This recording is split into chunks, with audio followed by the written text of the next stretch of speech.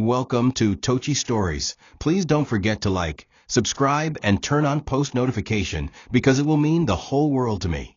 Now let's get right into the story. Brace yourself. The street was unusually quiet that evening as Chuka drove up the long path to his compound. He had told Linda he'd return the next day, but after wrapping up a major deal in Port Harcourt earlier than expected, he had decided to surprise her. His heart was light. He even stopped on the way to buy her favorite takeout suya and a small bouquet of flowers, a silly romantic gesture he hadn't done in a while. He missed her smile, her laughter, her presence. But what he missed even more was the idea of family. Ever since his mother moved in due to her worsening memory issues, he felt a deeper yearning to create a bridge between his wife and the woman who raised him. He believed they were doing okay.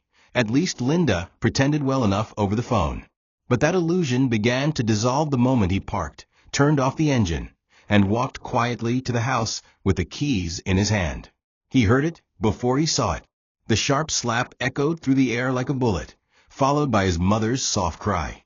The door was slightly ajar, and as he stepped closer, he heard Linda's voice, louder, crueler than he'd ever heard it. "You this useless old woman. You think you'll drive me mad? You think this is your house? I'll make sure you end up in a home where you belong." Then came another slap. Chuka pushed the door open, but gently, his hand trembling as his eyes met the scene unfolding before him.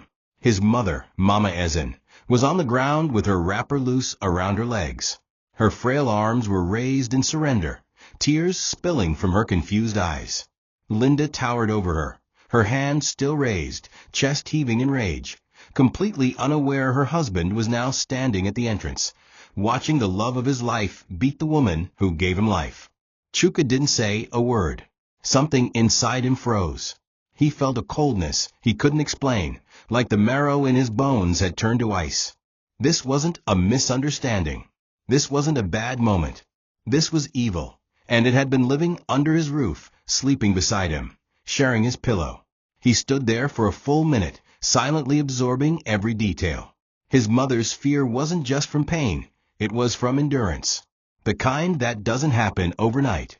Linda finally looked up, startled by something in her peripheral vision, and saw him standing at the door, holding the takeout bag and flowers. Her mouth dropped open, eyes wide with horror. But it wasn't guilt that flooded her face, it was panic. The kind that only surfaces when a carefully crafted lie has shattered.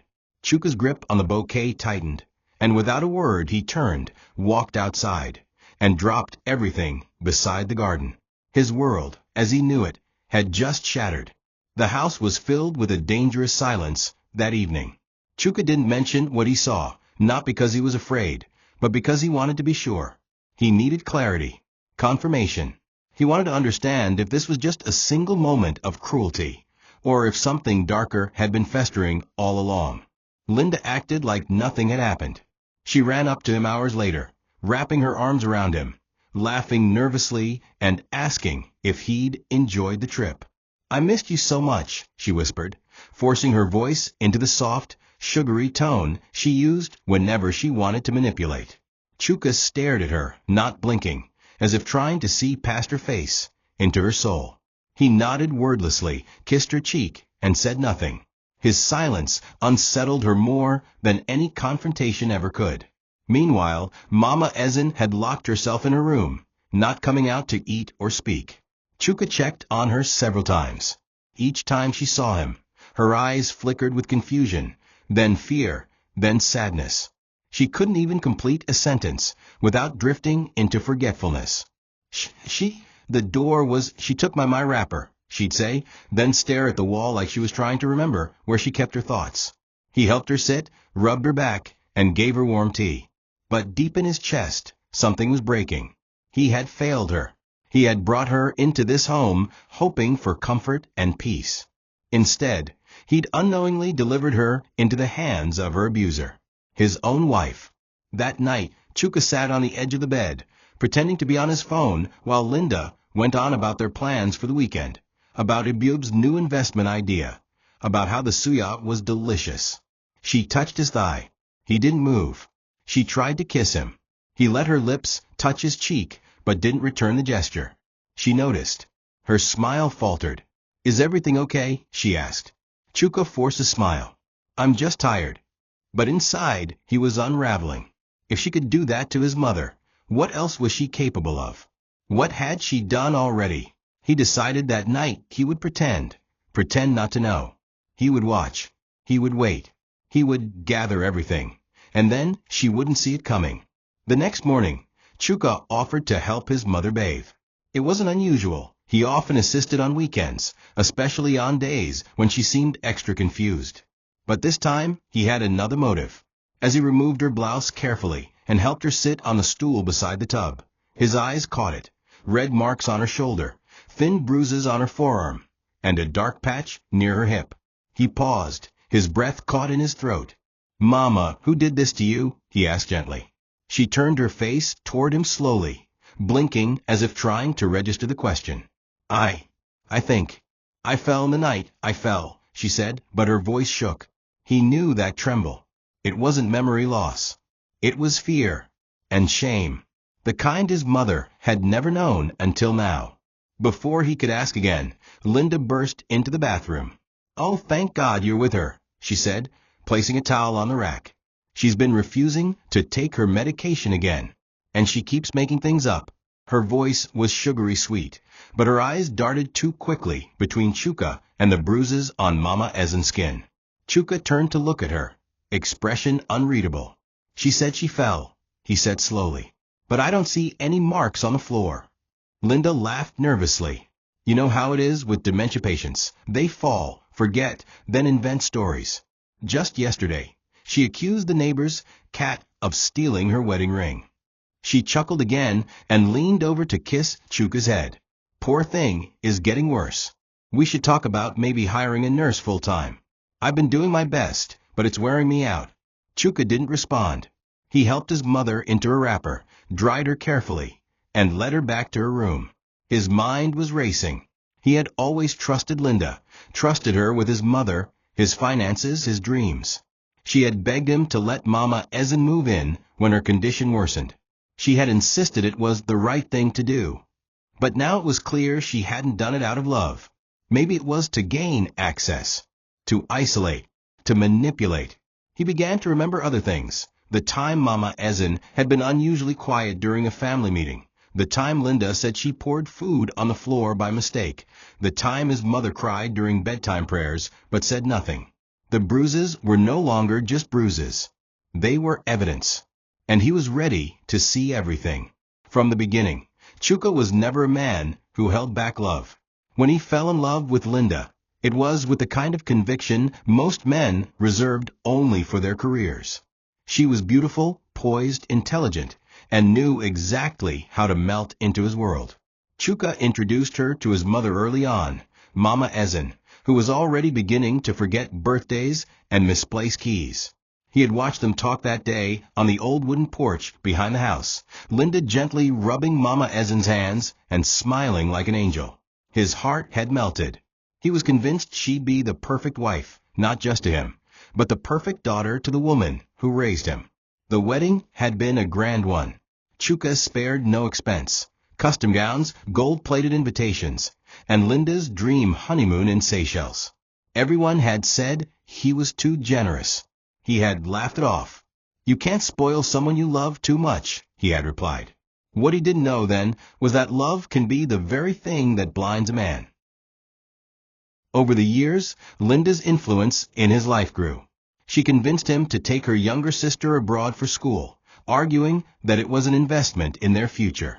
She persuaded him to renovate her family home after her father's illness, claiming they needed a place to stay with dignity. Her mother received a steady allowance every month from Chuka's pocket, and her brother got a job in Chuka's firm, not because he was qualified, but because Linda insisted. Family must support family. Chuka never complained. He did it all with joy, believing that making Linda happy was making his home stronger. He didn't realize she was slowly building an empire of entitlement around herself, ensuring that her people were planted in every corner of his success, while isolating his mother more and more. His only condition had been, "Take care of Mama." And she had smiled and said, "With my life." What makes betrayal burn deeper than fire is not just the act itself. It's the knowledge of what you gave to the one who betrayed you. Chuka had handed Linda the keys to his heart, his home, and his legacy. She had full access to his accounts, knew the location of every family document, and even co-signed for the land his father left behind. He had trusted her that much. But now, with every bruise he saw on his mother, every forced smile he observed on Linda's face, that trust began to rot. And it wasn't just betrayal of love. It was betrayal of everything he stood for. He wondered how long she had been pretending, how long she had been grooming the world to see her as a perfect wife, while masking the devil inside. He began to think of the countless nights Mama Ezen had stayed in her room, crying silently, the whispered prayers that made no sense to him then. But it made sense now. She had been living in a prison, while he had been handing the jailer the keys. The tension in the house grew heavier with each passing day. Mama Ezen became more withdrawn, barely eating, barely sleeping. On one of her clearer mornings, as Chuka sat beside her rubbing ointment on a new bruise on her elbow, she whispered something that caught him off guard. "I wrote it. I wrote them down. I didn't want to forget." He paused, looking at her closely. "Wrote what down, Mama?" Her eyes stared into the distance, lips trembling. She hurts me. She says bad things. But I wrote it. I can't remember where I put it." A chill ran through Chuka's spine. She was talking about Linda. He leaned closer. "You wrote it where, Mama?" Her eyes glazed again. "The little book. The blue one, or was it green? I hid it, maybe under the... No, maybe I put it in the shoes." From that moment, Chuka became a man obsessed. Each time Linda left the house, he searched every inch of Mama Ezen's room, careful not to disturb anything that would alert Linda. He checked behind bookshelves, inside shoes, under the mattress, even inside old containers stacked on the wardrobe. But he found nothing. And every time he returned to ask his mother, her memory seemed to dissolve like mist. "I don't know," she'd whisper, shaking her head slowly. "Maybe I never wrote it." Linda, meanwhile, remained suspiciously calm. Too calm. She continued to act like the perfect wife, waking up early to prepare his favorite meals, giving his mother medication with a forced smile, and even suggesting that they hire a part-time nurse to help out. Chuka played along, even thanking her, while inside his soul boiled. He couldn't confront her yet, not without the diary. The diary, he believed, was the only proof that could hold up against her lies. He began to take note of her patterns. When she entered Mama's room, when she cleaned, what she moved. He noticed she spent extra time in there the day after Mama Ezen whispered about the book. Had she found it? Destroyed it? Hidden it again? Chuka didn't know. But one thing was clear. Linda was aware his mother sometimes wrote things down, and she was afraid of being exposed. The way she smiled too hard. The way she interrupted every time he tried to speak to his mother alone. The way she monitored every medicine, every routine, every visitor. She was covering tracks, and Chuka was running out of time. His gut told him that whatever Mama had written, if it still existed, would either clear the fog of confusion once and for all, or be lost forever to silence. Ibyub had always been like a brother to Chuka. They had grown up on the same street, gone to the same university, and even started their first business together. Though they took different paths as adults, their bond remained strong, or so Chuka thought. Ibyub had been his best man at the wedding, always joked that he would never find a woman as beautiful and submissive as Linda. At the time, Chuka thought it was just typical male banter. But now, with the doubt crawling in his bones like poison, he began to hear Ibyub's past words differently. The glances, the jokes, the subtle touches during dinner parties. Chuka hadn't been watching, but Linda had. And she had chosen the one person he would never suspect to hide her darkest secret. That afternoon, Ibyub came by unexpectedly. Linda greeted him like a schoolgirl seeing her favorite uncle. She jumped, hugged him tightly, and whispered something into his ear. Chuka stood at the dining table, pretending not to notice, but he noticed everything. Ibyub laughed too loud. Linda's hand lingered too long on his shoulder. "Guy, your wife is still finer than ever," Ibyub teased. Chuka smiled politely, but inside, His soul was on fire. As they chatted, Ibube mentioned something about land documentation. "That plot behind your father's farm, still in Mama's name, ABI?" he asked casually. "You really should regularize that. Bro makes inheritance smoother." Chuka's brows rose slightly. Why was Ibube asking about that? Was it just innocent curiosity, or a carefully placed suggestion? He filed it in the back of his mind. That night, Chuka went through old files and receipts. He discovered a disturbing truth. Linda had recently requested a land valuation certificate through Ibube's firm. She didn't tell Chuka about it. It was under the guise of future development planning. But the valuation was for the exact plot of land that still remained in Mama Ezen's name, the one her late husband had insisted must never be sold. Suddenly, the pieces began to align: the abuse, the manipulation, the fake kindness, the urgency to take Mama to a care facility. They didn't just want the land. They wanted Mama gone. Chuka sat down slowly, his heart heavy, his hands trembling. Ibube was no longer just a friend. He was a snake.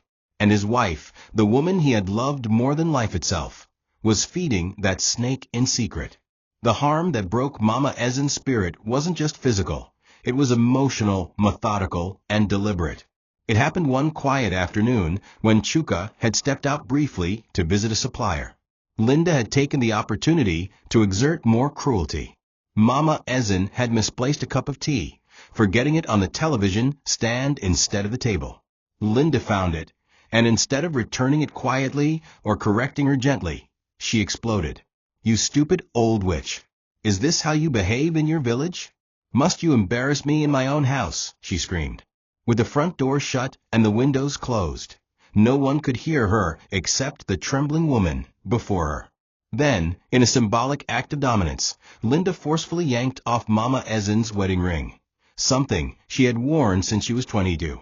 "You don't deserve this anymore," Linda hissed, pocketing it.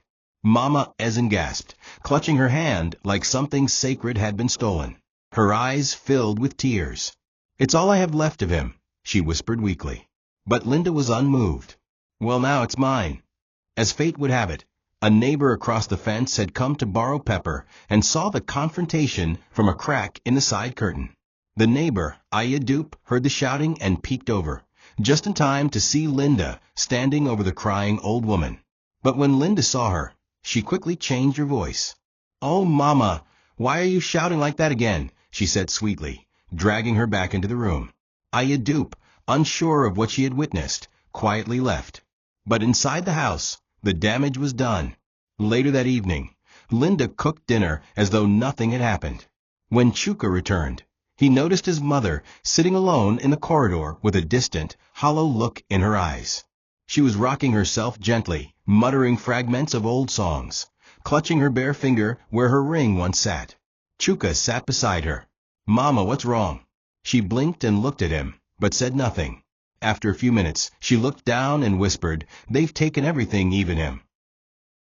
That night, Mama Ezen wandered out of the house barefoot.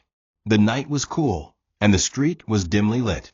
She walked aimlessly, clutching an old handkerchief and talking to herself. A speeding motorcycle nearly hit her before swerving at the last second. A neighbor screamed. The commotion brought Chuka outside, and when he saw his mother in the middle of the road, disoriented and shivering, something inside him cracked. He rushed to her, wrapping her in his arms. "Mama, why did you leave the house?" She didn't answer. He carried her back inside like a child, his arms strong, but his heart weak. As he passed Linda in the hallway, their eyes met. She looked down, pretending to be sad. "I just went to the kitchen," she whispered. "I didn't know she had gone outside." Chuka nodded, but for the first time, his silence was dangerous. He knew. He knew now that this woman wasn't just careless, she was deliberate. And his mother was drowning under her cruelty. The next Sunday morning, Chuka's household put on a performance, so perfect it would have won awards. Linda helped his mother get dressed in a lace blouse and wrapper, gently tying her scarf and adjusting her necklace like the perfect daughter-in-law. In front of neighbors, she laughed and teased Mama Ezen, holding her hand as they stepped into the car. "Mama and I are becoming besties, oh," she joked, waving at onlookers. and the neighbors, none the wiser, smiled admiringly. At church, Linda made a grand show of supporting the old woman as they walked into the sanctuary. She wiped her sweat, fetched her communion, even whispered Bible verses to her during the sermon. It was a masterclass in manipulation. People nodded in admiration, whispering among themselves, "Chuka is blessed with a wife who truly loves his mother." Chuka sat through the entire service with clenched fists and a stone-cold expression. He knew now that every action was rehearsed, every smile weaponized. During the testimony segment, Linda surprised even Chuka. She took the microphone and thanked God for the grace to care for a woman with dementia. "Many people in my place would send their mother-in-law away," she said, eyes glistening with false tears. "But I know that my crown comes from how I care for her." The congregation clapped. Chuka's stomach turned. He watched Mama Ezen smile faintly, confused but enjoying the attention, unaware of the sinister narrative being spun. Even the pastor thanked Linda for being a light in this generation of impatient wives. The applause was deafening. Chuka felt like screaming. He looked around, trying to catch the eyes of anyone who could see through the act. But all he saw were nods of admiration and pride. In that moment, he realized something chilling. Linda had won the public. And if the truth ever came out, no one would believe him, unless he had solid proof. Back at home, Linda beamed with satisfaction. "Did you see how everyone was praising me?" she said, as they sat down to lunch. "I think God is really preparing me for something great." Chuka smiled faintly, sipping his water. "Yes, something great," he echoed. But inside, his mind was already strategizing. He couldn't take her down with emotion. He needed evidence, undeniable, irrefutable proof. Not just bruises. Not just his mother's fading words. But something concrete that no public performance could erase. That diary, he believed, was the missing piece. But even if he never found it, he had seen enough. The woman he married was not just cruel. She was dangerous. And she had built a fortress of lies, so well that even the most devout would kneel before it. Chuka would have to be careful. One wrong move, and she would flip the script, casting him as the unstable one, just like she did to his mother.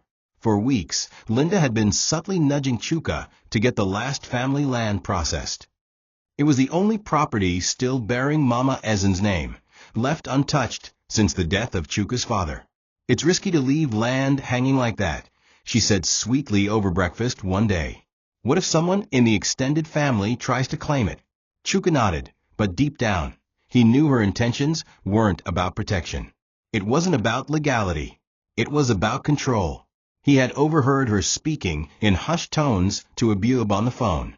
"Tell the lawyer to use the alternate signature file I sent. Just copy her old one. That's what they did for my cousin's dad. It'll work." That was all he needed to hear. But rather than confront her, he decided to bait her, see how far she was willing to go. He told her that he'd begun the paperwork and asked her to prepare the existing land documents for review. That evening, she stayed unusually long in Mama Ezen's room. Chuka pretended to be asleep, but through the crack in the door, he watched her slide a brown file out from under a box of clothes and sneak it into her handbag. He followed her silently as she crept to the guest room, opened the bag, and added more papers. Then she pulled out her phone and texted someone. When she left the room, Chuka went in and photographed every page in the file. Later that night, he forwarded the images to a discreet real estate lawyer friend who confirmed what he feared.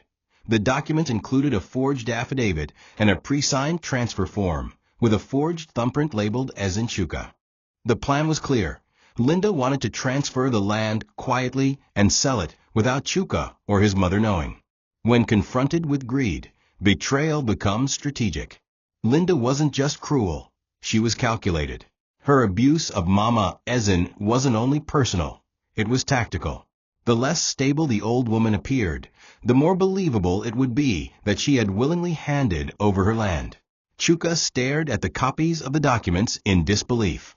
His mother had barely been able to write her name in months, yet here were perfectly signed documents, dated just last week.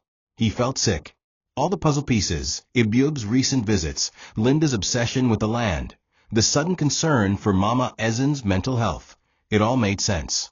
Linda wasn't just trying to erase his mother from the house. She was trying to erase her from history. And she wasn't doing it alone. The morning after Linda's latest attempt to hide the land documents, Chuka began another quiet search through his mother's belongings. He waited until Linda left for her hair appointment and entered Mama Ezen's room, careful not to make noise that might startle her. She was sitting on the bed, humming to herself, her fingers picking at the hem of her wrapper. Chuka gently kissed her forehead, then began sifting through the wardrobe, drawers, and piles of folded wrappers. He wasn't sure what he hoped to find, but he believed her. She had said she wrote things down. Somewhere in her lucid moments, his mother had tried to preserve the truth, even if her memory now failed her. As he rummaged, a faded green envelope slipped out from under a stack of wrappers and fell to the floor. Chuka froze, picked it up, and slowly opened it. Inside was a torn page, yellowed with age, brittle at the edges. It was handwritten in shaky cursive, unmistakably his mother's writing. She made me kneel today and bark like a dog.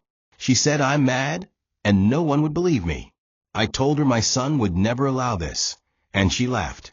She said I'll die before he finds out. Chuka's chest tightened, his heart pounding like a hammer against his ribs. He read the words over and over, disbelief giving way to rage, then heartbreak. He had suspected for weeks now.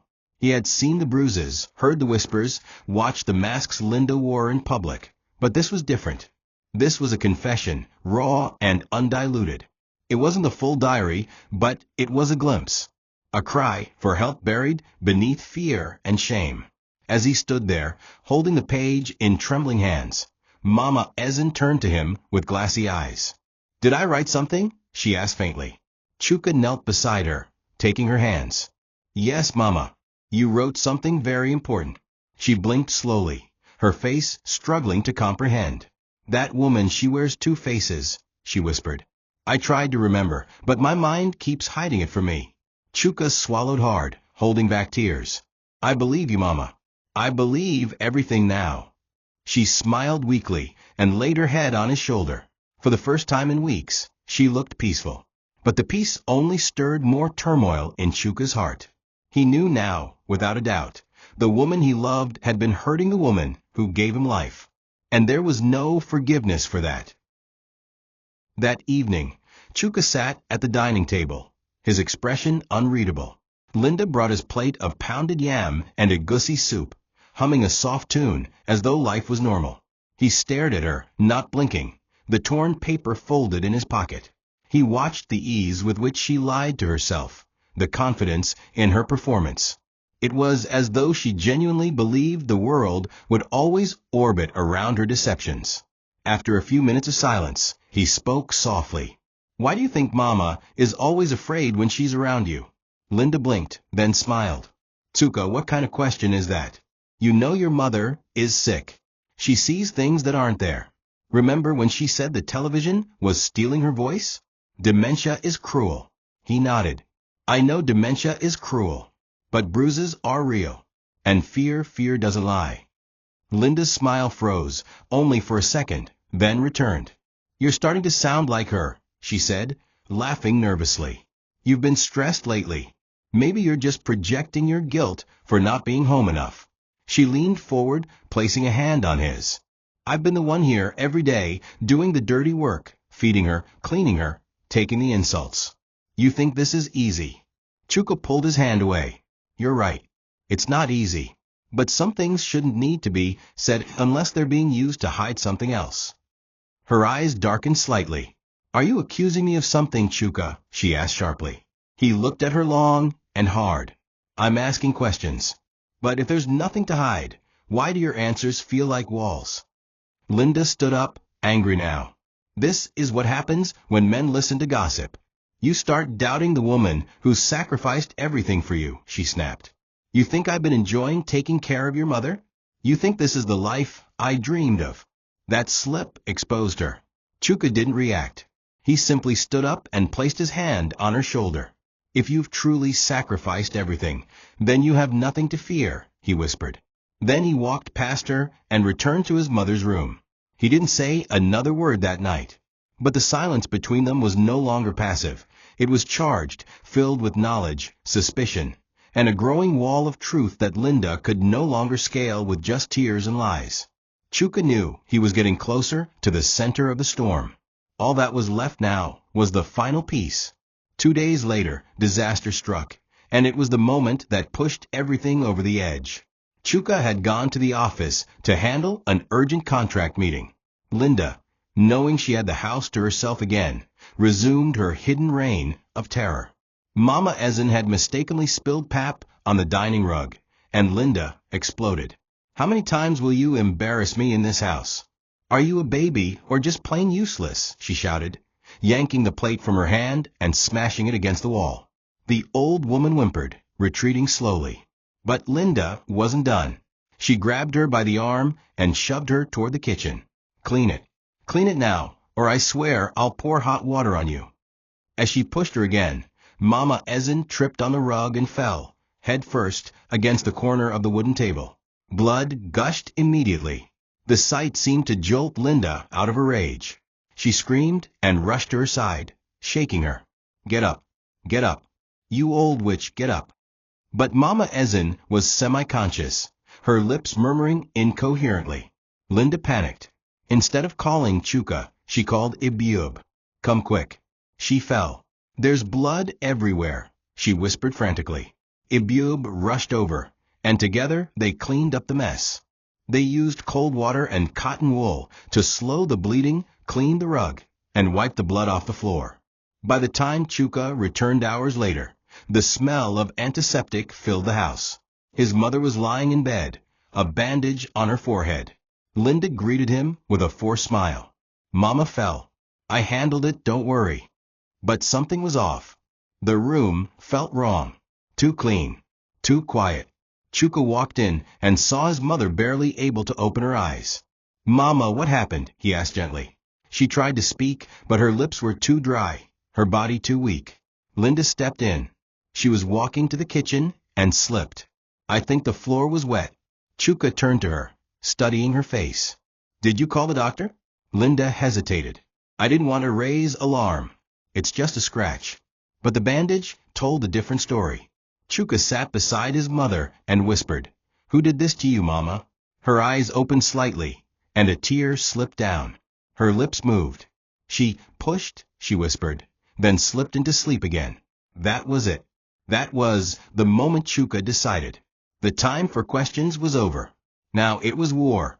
The next morning, Chuka rose with a heaviness that couldn't be shaken. Mama Ezen had barely eaten, and her forehead was swollen under the poorly wrapped bandage.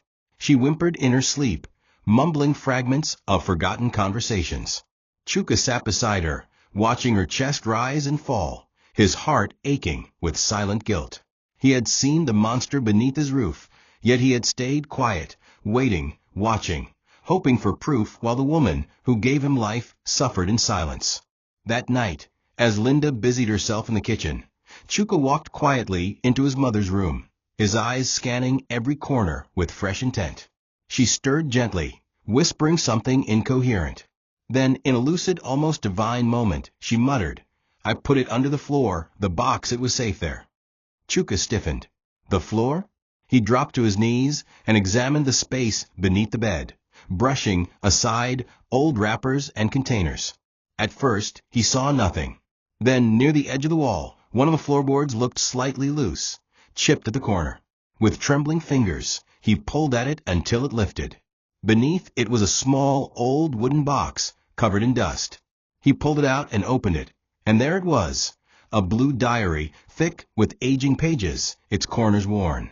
He opened it carefully, flipping through entries that made his eyes sting. The pages were filled with Mama Ezen's shaky handwriting, dated entries that chronicled insults, abuse, slaps, starvation, mockery. Some entries were barely legible, as though written through tears. She said, "I smell like a goat." She locked me in the bathroom for hours. I heard her on the phone with Ibiub. They laughed about how stupid I am. And then the entry that broke Chuka's spirit entirely. I saw her kiss Ibiub in the sitting room. She told him the land would be there soon. She said Chuka is blind. Maybe I should die so he can see. Chuka sat on the cold floor, diary in hand, the weight of its words pressing down on his soul like a boulder. He wanted to scream. He wanted to punch the walls. He wanted to grab Linda and drag her out of the house by her hair. But he knew better now. If she was capable of all this, she was capable of more. He had to be strategic. He carefully took pictures of every page and uploaded them to a secure drive. Then he replaced the diary, restored the floorboard, and slipped out of the room quietly. He didn't confront Linda that night. Instead, he lay beside her, pretending to be asleep while his mind planned her fall. She turned in bed, wrapping herself around him. "I love you," she whispered. He stared at the ceiling. "I know," he replied coldly. The trap was set. The following morning, Chuka took a calculated risk. He kissed Linda goodbye as he headed out, pretending to attend a full-day business conference. Instead, he went straight to the office of a trusted family lawyer, someone who had once handled his late father's estate and who had no ties to Abub or Linda. With trembling hands, Chuka handed over the printed diary scans, the photos of forged documents, and the timestamps of phone calls he had discreetly pulled from his phone records. The lawyer, Mr. Agu, a wise old man with silver hair and sharp eyes, went through everything in silence.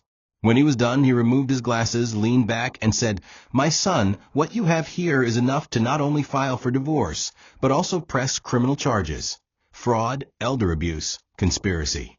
But are you ready for the storm this will unleash?"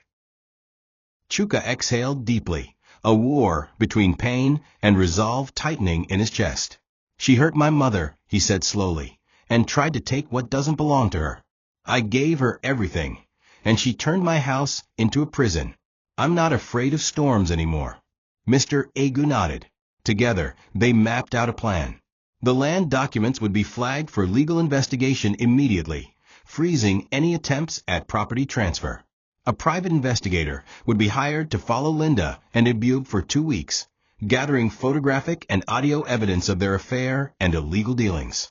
And most importantly, Chuka would continue to play the role of the trusting, devoted husband, until the final blow. He left the office that day with a sense of cold purpose. The betrayal had hollowed him out. Now, only justice would fill the void. That evening, he returned home with takeout and flowers, just like the night this nightmare began. Linda's eyes lit up with fake affection. "Ah, baby, you bought me flowers again? You're spoiling me." He smiled. "You deserve it," he said, kissing her forehead. She giggled and ran to place the flowers in a vase. Chuka sat quietly, sipping water, watching her. How had he not seen it all? The manipulation, the deception, the wickedness. He watched her every move now, with eyes wide open. Later that night, as they lay in bed, Linda brought up the land again. "I think we should start building on it soon. Maybe a duplex or guest house." Chuka nodded slowly. "We'll discuss that tomorrow," he said. She smiled and snuggled closer. "I knew you'd come around." Chuka didn't move. She was sleeping beside him, but she had no idea he was no longer the man she married. He was no longer blind. 2 weeks later, the private investigator returned with damning results. Photos of Linda entering and leaving hotels with Abub, voice recordings of their conversations, even a video of them laughing about how dumb Chuka is, and how old women like Eza need to die quickly. Chuka sat in his office, fists clenched, eyes watering, the final layer of denial being stripped away. It wasn't just betrayal. It was mockery, cruelty, madness. The woman he once kissed beneath the altar had conspired to ruin his family and steal everything sacred. He left work early that day and went straight home. Linda was cooking egusi soup in the kitchen when he walked in, unusually early. She turned, surprised. "You're home so soon?" she asked. "I thought you had a meeting." "We need to talk," Chuka said, his voice eerily calm. They sat at the dining table. He placed the printed photos and diary on the table in front of her. Linda's smile slowly dissolved. Her fingers trembled as she flipped through the evidence. For the first time, she didn't speak. When she reached the entry that mentioned her kissing Abub, she looked up. Her eyes were cold. "So she remembered after all," she muttered. Chuka leaned forward. "You've been beating my mother, stealing from me, sleeping with my best friend, and lying in my bed every night like you deserve to be here. Linda stood slowly, forcing a smirk. So what now? You'll believe a mad old woman over your own wife, she sneered. I believe what I see, Chuka replied, standing. And I see you for what you truly are. You'll answer for everything. Linda laughed bitterly. You think anyone will believe your mother's diary? She forgets her name most days. And Ibub? He'll deny everything. People love me, Chuka. They believe in me. You? You'll just look like a paranoid husband with mommy issues. Chuka smiled for the first time that day. That's why I made copies. Sent them to the police. And to your family. And mine. Even your pastor. We'll see who the public believes when everything is laid bare. Linda's face turned pale. She stumbled backward, then screamed, You bastard. You planned this. You set me up. Chuka's voice dropped to a whisper. No. You set yourself up. I just finally opened the door. The next morning, the compound was unusually quiet, yet heavy with tension. News of Chuka's confrontation with Linda had spread faster than wildfire. Copies of the diary pages, photographs of the bruises, and audio clips from her secret conversations with Ibub had circulated among close friends, church members, and even some extended family. But what surprised Chuka the most wasn't the reactions, it was the silence that followed. People were processing. People were remembering. One by one, whispers started to bubble to the surface. That afternoon, Ayadup, the neighbor who had once caught a glimpse of Linda shouting at Mama Ezen, stopped Chuka as he returned from the pharmacy. She looked uneasy, hesitant, but guilt pressed her forward. My son, she said quietly, I saw her one day. Your wife. She was shouting at Mama. She slapped her. I didn't say anything because everyone said Linda was kind. I doubted my own eyes. Chuka listened without interrupting. Another neighbor, Mr. Agata, joined the conversation. He too had noticed things. Sometimes I'd hear noise yelling. Then Linda would come out smiling like nothing happened. One day, I saw her push Mama into the house like she was a thief. I asked her what happened, and she said Mama was drunk. I didn't know your mother was even sick. I feel ashamed I kept quiet. These small testimonies, though delayed, began to form a clearer picture for Chuka. He hadn't imagined the darkness in his home. He hadn't exaggerated his fears. People had seen signs. They were just too afraid or too fooled to speak. Linda had spent years crafting a mask so flawless that even the closest of friends were deceived. She was the woman who hosted baby showers, contributed at church, prayed loudly at night. Who would ever think she was capable of abuse? Chuka stood outside his gate that evening, staring at the sunset. The weight of everything bore down on him like a mountain. He remembered the sleepless nights his mother spent praying, the way she often stood by the door whenever he left for work, as if afraid she wouldn't see him again. She had been trying to tell him in 1,000 quiet ways, but he hadn't seen it. He blamed himself, not just for being blind, but for giving a monster the key to his family soul. As the neighbors began to talk more openly, each confession like a piece of a jigsaw puzzle falling into place, Chuka realized just how wide Linda's manipulation had spread. She didn't just gaslight Mama Ezen. She gaslight an entire community. And now that the truth was surfacing, he had a duty to make sure justice wasn't just private. It had to be public, loud, and irreversible. Chuka didn't waste time. He arranged a meeting with Linda's family at their village home the next weekend. Her mother, Mama Ifyananya, still believed her daughter was the perfect bride.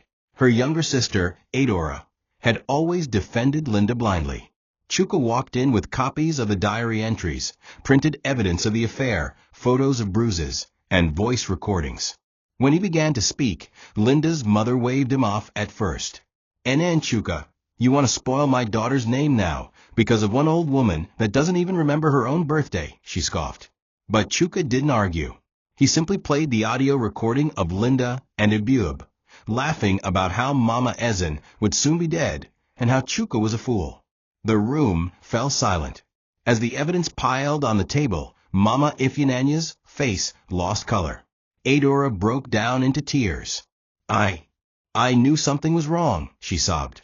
I walked in one day and saw Linda shouting at Mama. She was calling her a witch and shaking her by the shoulders. I wanted to speak, but Linda threatened me. She said if I ever said anything, she would stop paying my tuition. I didn't know it was this bad. Her words cut through Chuka like a knife. So many people had known, some had witnessed it, and no one said a word, not even her own family. Mama Ifyinanya clutched the diary pages with trembling hands, her mouth moving without words. She used to be such a sweet girl. What happened to my daughter? She whispered. Chuka stood, emotion building in his throat. What happened is that you raised a woman who learned how to pretend instead of confront, who learned to smile through lies and destroy through praise. I gave her everything. Your entire family benefited from my sweat. But while I was building a home, she was building a trap. For my mother, for me, for my legacy. He turned to Adora. You still have a chance to walk a different path. But silence is complicity. And your sister, she doesn't deserve protection anymore. She deserves consequences. As he turned to leave, Mama Ifyinanya broke down in loud wails, calling on God. But Chuka felt no pity. His mother had cried in silence for too long. Now it was the turn of those who defended evil to feel the sting of shame. Chuka didn't wait long before organizing the final confrontation. He invited his extended family, Linda's family, close neighbors, and the family lawyer. It was held in their compound, under the tree where his father used to hold community meetings. Chairs were arranged in a circle. Linda arrived looking confused and proud, dressed in a bright yellow gown, makeup flawless as always. She didn't know what was coming. She sat beside Chuka, smiling falsely at the guests. Are we celebrating something? She asked, teeth flashing. Chuka simply looked at her, his face unreadable. Then he stood and addressed everyone. Thank you all for coming. Today is not a celebration. It's a reckoning. He began by playing the recordings, one by one. The room fell silent as Linda's voice filled the air. The insults, the threats, the plotting. Then came the slideshow, photos of Mama Ezen's bruises, diary excerpts displayed on a projector, snapshots of Linda and Ibyub kissing outside a hotel. The atmosphere changed instantly. Faces turned from admiration to horror. Linda stood up, trembling. Chuka, how dare you, she shouted. You're using fake things to ruin me. Chuka didn't flinch. You ruined yourself, he said. I only unmask you. Ibyub, who had also been invited under the guise of an investment meeting, showed up late, only to walk into the middle of his own exposure. When confronted, he tried to deny everything until Chuka presented the forged land transfer papers with his name and handwriting on them. The gathering ended in chaos. Linda tried to attack Chuka, but was held back. Her mother fainted. Ibyub ran out before police arrived. Chuka turned to the crowd one last time. The truth has lived in darkness for too long in this house, he said. But not anymore. Then he walked into his mother's room, knelt beside her, and held her hand. They know now, Mama. Everyone knows. And I promise no one will ever hurt you again. For the first time in weeks, Mama Ezen smiled faintly, and in a quiet whisper, said, My son, you finally opened the door. Those words echoed in his soul, sealing the beginning of Linda's downfall, and the restoration of the woman who never stopped praying. The days following the public confrontation were a whirlwind of emotion and revelation. Linda was no longer the queen of Chuka's household, nor was she the beloved daughter-in-law everyone had once praised. She became the subject of hushed whispers, public disgrace, and bitter family shame. Her mother stopped taking her calls. Her sister moved out of the apartment Chuka had paid for. Even Ibyub vanished, disappearing into thin air as soon as legal documents began circulating, implicating him in the attempted forgery of land records. Chuka, however, was not satisfied with just public embarrassment. He wanted closure, not revenge, not pity, just finality. He wanted Linda's name removed from everything that had once defined his legacy. That included the marriage itself. With calm and focus, he filed for divorce. Linda didn't take the news gracefully. She stormed into the house days later, screaming and begging alternately. "Chuka, you can't do this. You can't throw away everything we've built," she cried, on her knees in the same living room where she once spat cruel words at his mother. Chuka stood before her, holding the divorce papers with an eerie stillness. "You destroyed everything we built," he said softly. "You made this decision the moment you raised your hand against my mother. The day you mocked me behind my back. The day you conspired to steal what my father left behind. I'm not throwing anything away. I'm setting fire to what you already burned." Linda's tears didn't move him anymore. Her trembling hands, her shaking voice, all of it now looked like theater. Manipulation had a short shelf life, and she had overused it. He gave her a pen. She hesitated, but seeing no emotion in his eyes, she signed. Within a week, Linda was gone. Chuka gave her nothing, no money, no property, no access to any of his assets. Every account that had once included her was locked, transferred, or frozen. The land was restored legally to Mama Ezin's name, and Chuka began the process of rebuilding the family estate as a private retreat for his mother's remaining years. The house, once echoing with Linda's false laughter, felt lighter without her. Neighbors who had once adored her now walked past her on the street with eyes averted. The church suspended her from service, pending an internal review. Even the women she once gossiped with at the salon began to unfollow her online. Her empire of lies had crumbled, and now all she had was silence and regret. Chuka didn't feel victorious. He felt clean. He had opened a door that should have never been shut for so long, and through that door he'd walked back into clarity, freedom, and a long overdue truth. Weeks passed. The dust settled. The gossip died down. But inside Chuka's home, healing had just begun. He spent more time with Mama Ezin now, not out of guilt, but from a rediscovered joy. Her memory was still fragile, some days worse than others, but the fear that had once clouded her eyes was gone. There was light again in her smile, even if brief. One sunny morning, he helped her sit under the mango tree where his father once told bedtime stories. He placed a warm shawl over her shoulders and held her hand. "It's peaceful now, Mama," he said, squeezing her palm. She nodded, staring at the sky. "It is," she whispered. "It is, but sometimes I still see her, the one who hurt me. In my sleep, I wake up, and I still feel her hands." Chuka closed his eyes, holding back tears. "She's gone, Mama.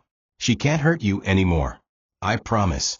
Mama Ezin was silent for a while, then turned to look at him. "I prayed, every day. I asked God not to let me die before you found out. I thought he wasn't listening, but he was." She reached into her wrapper and pulled out a piece of cloth, his baby cap from when he was born, something she had kept all these years. "You were a gentle boy, even as a baby. I knew you would be strong one day. But sometimes strong people don't see evil because they don't think like it." Chuka held her words like a sacred proverb. "I saw it too late," he said, his voice low. "But not too late," she replied, smiling faintly. "You saw it when it mattered most." She rested her head on his shoulder, and they stayed there, listening to the birds chirp, the wind whistling through the leaves, a peace that felt earned. In the weeks that followed, Chuka began writing down their story, not for vengeance, but as a record of truth, a testimony of what silence can cost. He began donating to dementia care centers, anonymously. He arranged regular visits from a gentle nurse who didn't just medicate his mother, but sang to her, read to her, prayed with her. The house became warm again, without fear, without pretending. The final act of closure came when Chuka built a bench in the garden with a gold plaque that read, "To the woman who remembered just enough." He placed it under the tree where they sat often, a quiet symbol of her endurance. Mama Ezin may not remember every date, every bruise, or every insult, but she remembered love. She remembered her son. And in the end, that memory was enough to bring everything else to light. Thank you for watching this video. What did you learn from this story?